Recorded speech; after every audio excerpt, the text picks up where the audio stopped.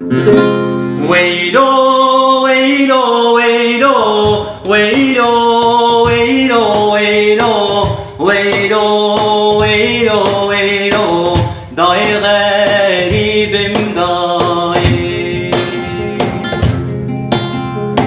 Şala bu kamreşe, veylo, veylo, veylo, şala bu kamreşe, day garibim day. Yaşam hakkını elinden alma tabiri, kalp atışlarını durdurmaktan ibaret değildir dostum. Beyaz kefene sarılı toprağa gömülü ceset, hiç değil kastım.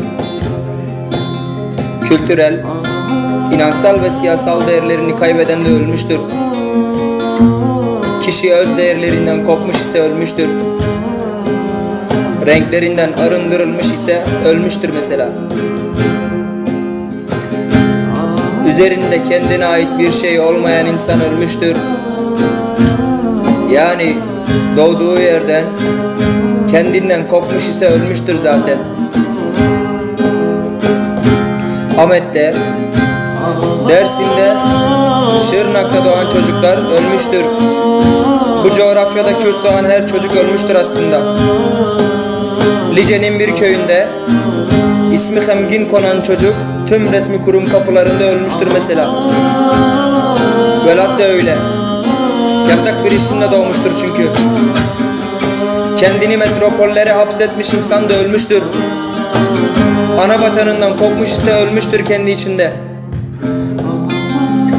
Eyfel Kulesi ne kadar ihtişamlı olsa da Ahmet surlarından daha cazip değildir dostum.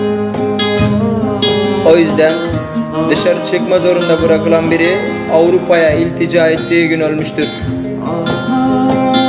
Manevi değerlerine ihanet eden de en acı şekilde ölmüştür. Mütevazi hakikatinden kopmuş, lüksiyata sığınmış biri mutlaka ölmüştür. En modern yaşam şekli bile kurtarmaz onu artık.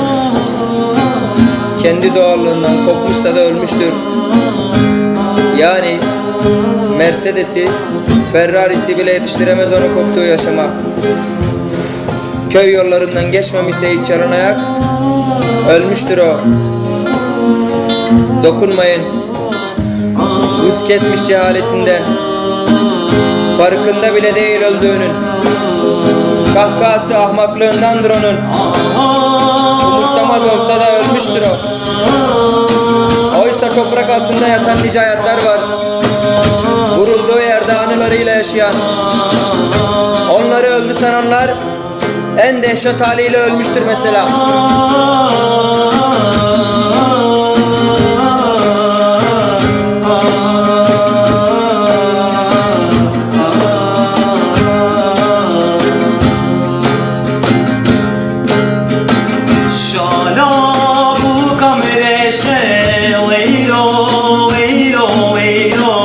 Şala bu kamreşe,